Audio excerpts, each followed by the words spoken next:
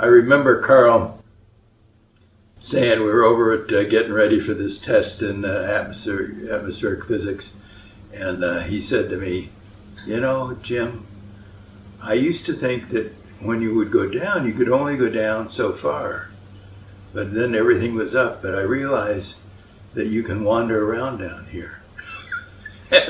and so the professor we were being that taught the course used to say about us, "Oh, you two guys are on a banana peel in the graduate college. You know, you're going to be out of here soon." Anyway, it didn't turn out that way. He was born in New Braunfels, Texas, moved with his family to Oklahoma, and because of Carl's asthma and allergies, landed in Phoenix at age 10. His father was a horse trainer, and Carl was practically raised at racetracks, in the winters in Phoenix, summers in Southern California. That life had him see the world as a place where you take chances, where you bet, sometimes everything on the big win, a trait that influenced his entire life. It was not until later that he realized his biggest allergy was to horses.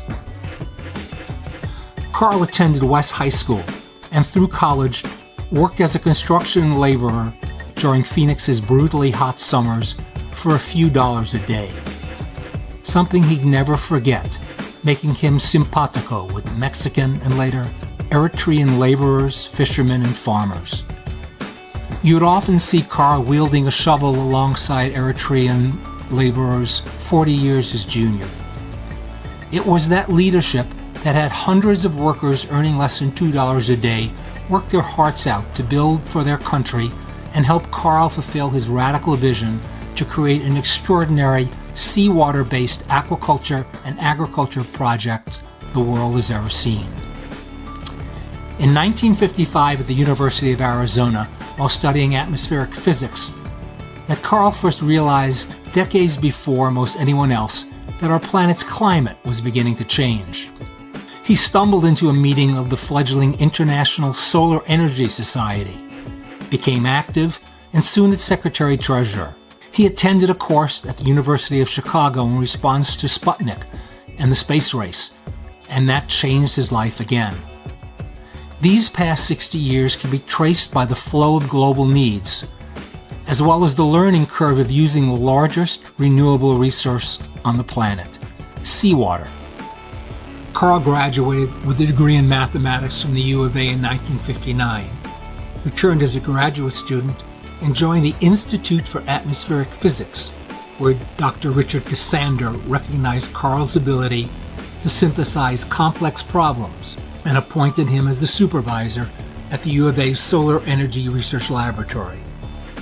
Dick was a mentor to Carl for the next 40 years, another relationship that was critically important to Carl's future. He started working on finding efficient ways to use water to green the desert. Carl devised a prototype solar still as a graduate project. He knew water was the key to survival and prosperity. Here he first connected the importance of solar radiation, water demand, power, and food production. And he started building a team of scientists and broad thinkers. It didn't take long for Carl to recognize that the logical source for large quantities of water was the oceans. But where to put the still near the oceans? Once again, he has done all his life, Carl found a collaborator who owned property in Puerto Peñasco, Mexico, on the coast of the Sea of Cortez, and a quick 55-minute plane ride from Tucson. Puerto Peñasco, then a small fishing village, only had access to fresh water from a well nearly 100 kilometers away, and building a solar still there would have huge scientific and humanitarian value. The project got built in partnership with the University of Sonora and produced 6,000 gallons of fresh water a day, most of it given to local communities just for the asking. And what else could you do with that fresh water? The question asked time after time as one part of the project came online. What next to further the water, power, food agenda? In 1962, Carl was featured in a Saturday Evening Post story headed by the words "Water Wizard," and quoted near the end saying how he dreams of the day seawater will turn a desert green. With Cassandra's help, a Rockefeller Foundation grant funded Carl and his team to build inflatable greenhouses in Puerto Penasco that used the fresh water distilled from seawater to grow cucumbers, squash, tomatoes, and other vegetables. With that success, Rockefeller wanted young Carl to travel the world and give talks about the water food production system. The trip to Europe, the Mideast, India, and Asia catalyzed scientific associations, personal friendships, and projects that have lasted until now. Sheikh Zayed bin Sultan Al Nahyan of Abu Dhabi, then part of the Trucial States before it became the United Arab Emirates, funded a project to build greenhouses on barren Saadiyat Island to grow high-value vegetables for his people. Carl and the team's work didn't exactly fit into the silos of traditional university departments, and once again, with the help of Dick Cassander, created a new facility not affiliated with a single university college, the Environmental Research Laboratory. Tucson International Airport leased the U of A 18 acres for $1 a year. What followed was a series of buildings, laboratories, and greenhouses that housed the very unsiloed team of academics, engineers, marine architects, plant biologists, animal nutritionists, and shrimp pathologies, and eventually a new discipline, climate scientists. Through Dick Cassander, Carl became good friends with Walter Orr Roberts, the founding director of the National Center for Atmospheric Research. NCAR's cutting-edge Cray computer projections gave Carl early access to what the future of our planet's climate might be. This information helped define Carl's life's work. As before, the question now was, what next? Carl, successfully producing expensive fresh water and surrounding by unlimited free ocean water. The question now, what kind of high-profit cash crops can you grow using seawater in a small Mexican village? Carl, through whatever thought process he uses, moved from plants to animals, shrimp in particular. What if you could grow shrimp in these greenhouses? Once again, Carl turned the world kind of upside down. Raceways filled with seawater were installed in the greenhouses. A seawater well was drilled near the shore, and the aquaculture industry was born.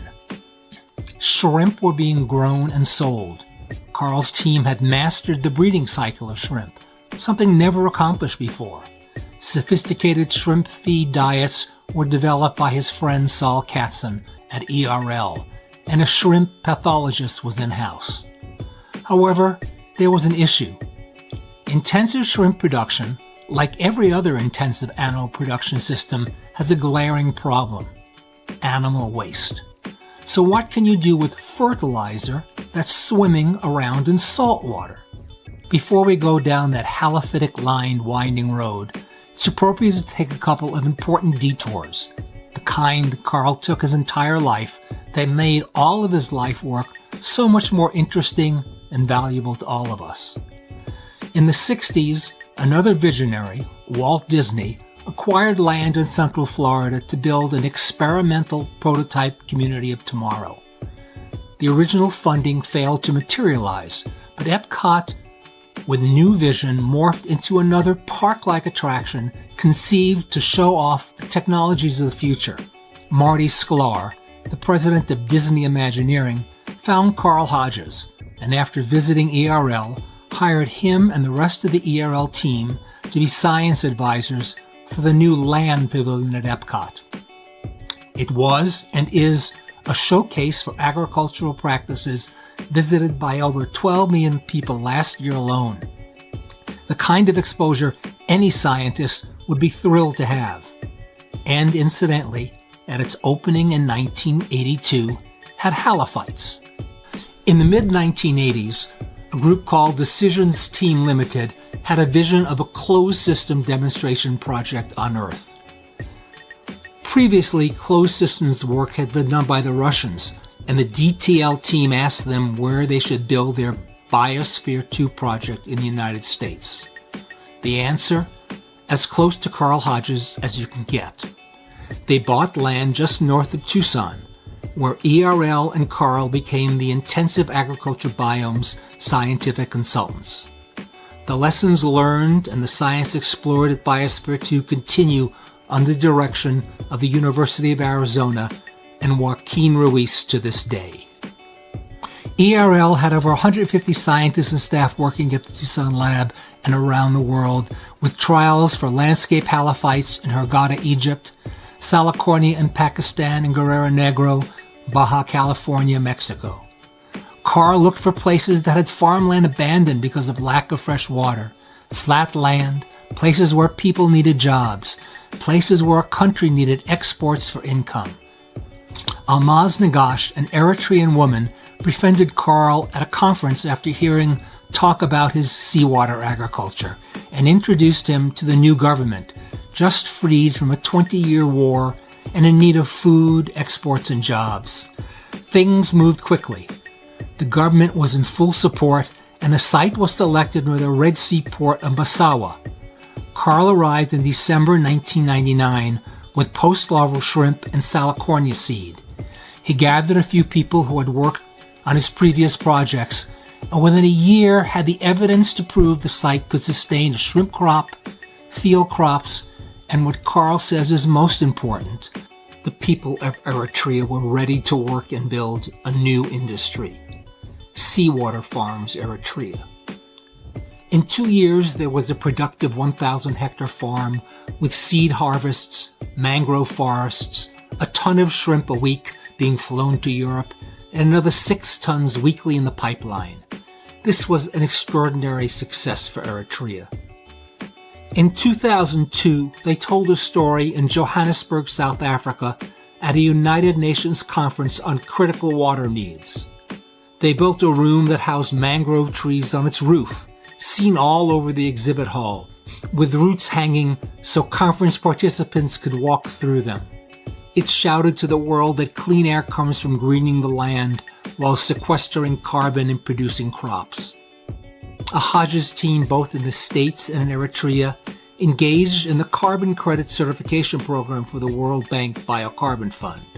Sadly, politics caused the jewel of Seawater Farms Eritrea to be terminated, but work continued stateside with Salicornia as the focus. At scale, these seawater crops and technologies will feed people and animals, as well as produce biofuels that do not depend on fresh water needed for humans. It will sequester large quantities of carbon while creating jobs and security for millions. 35 years after the Saturday Evening Post article, with Carl wishing he could make the deserts green, Vanity Fair magazine featured Carl, and it noted that he is making the deserts green. Carl is truly a planetary citizen.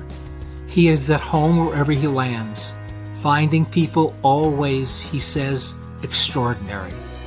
And it is reciprocated. Extraordinary is the single word to describe this extraordinary person.